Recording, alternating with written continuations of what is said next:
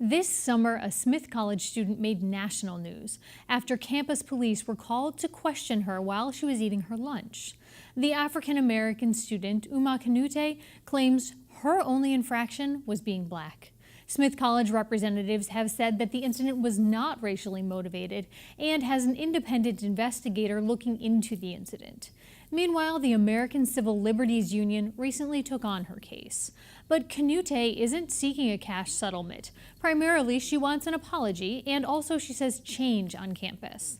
I asked Rahsaan Hall, the director of the ACLU's Racial Justice Program, about the specifics of the change that Kanoute seeks and why the ACLU took her case. The ACLU has long since been involved in racial justice issues throughout the nation, and what we've been seeing recently throughout the country with the issues around what we like to call living while black are issues that are very important to us, especially as it relates to weaponized policing, or the way that police are weaponized, particularly against people of color, but black people in particular.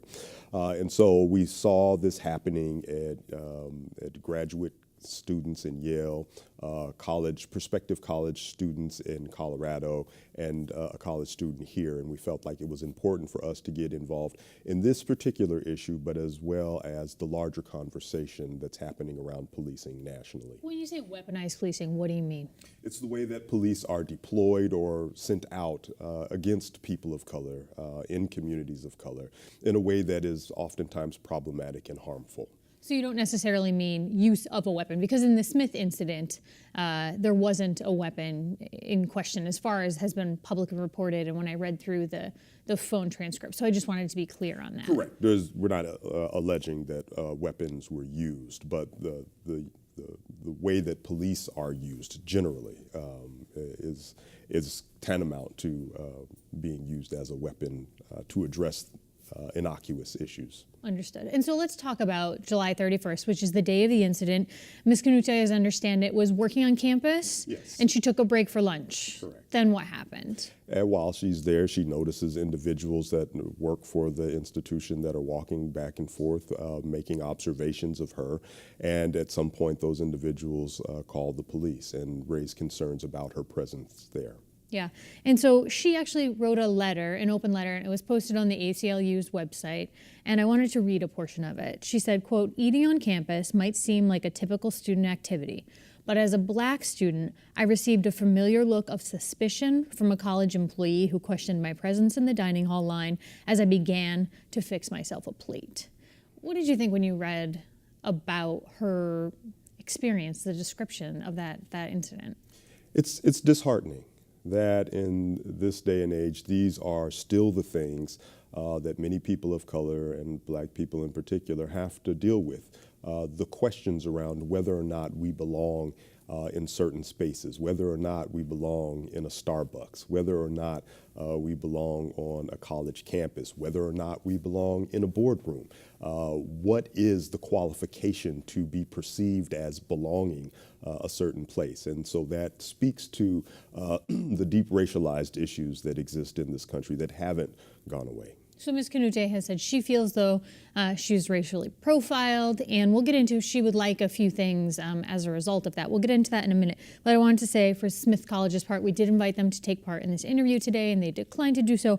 But the college has said that Smith College does not tolerate race or gender-based discrimination in any form. Such behavior can contribute to a climate of fear, hostility, and exclusion that has no place in the community. And the employee that made the phone call that day has been placed on leave while there's sort of an internal investigation at Smith. Has there been a lawsuit filed at this point, or what's the status of what's happening? There has not been a lawsuit filed at this time. We have been in conversation with Smith College. They are conducting an internal investigation, and there have been some conversations about mediation or some sort of restorative process to try to resolve the concerns.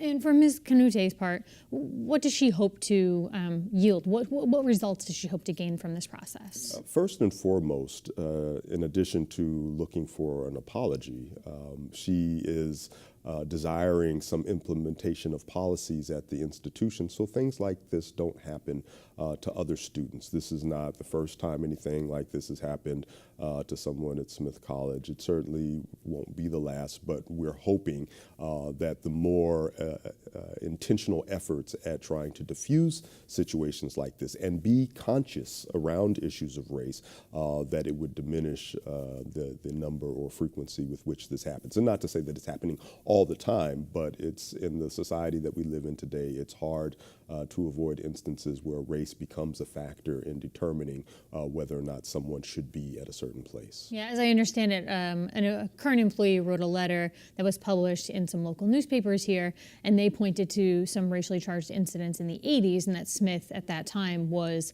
not all that inclusive. And she said that she felt like strides had been made. From Ms. Kanoute's part, I also understand that she's back on campus, she's attending classes, yes. But she said in that letter that she's still anxious, she's fearful, and she used the word dread, that she dreads going to the dining hall.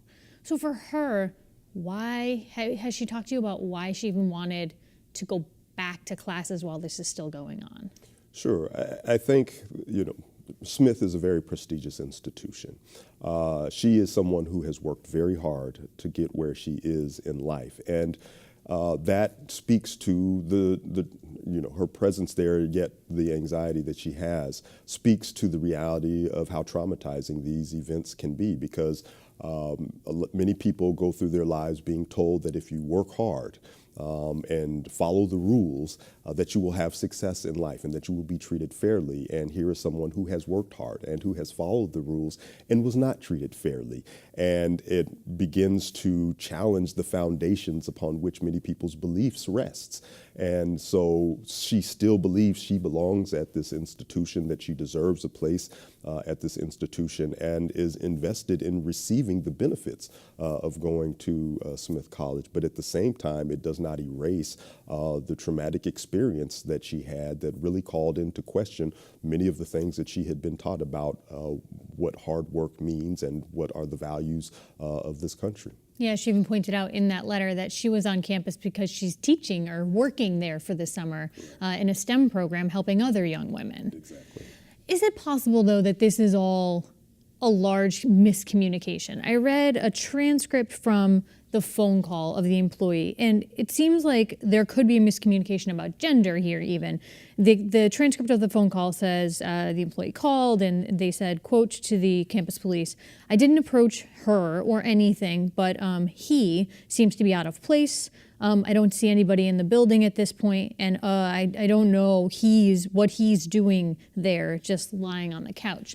So is it possible that this is a female college campus? They thought there was a male in a building where they shouldn't have been?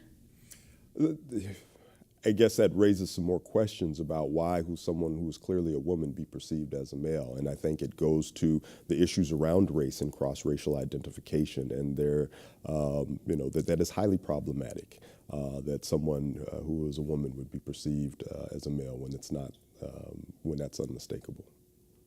Where does this go next?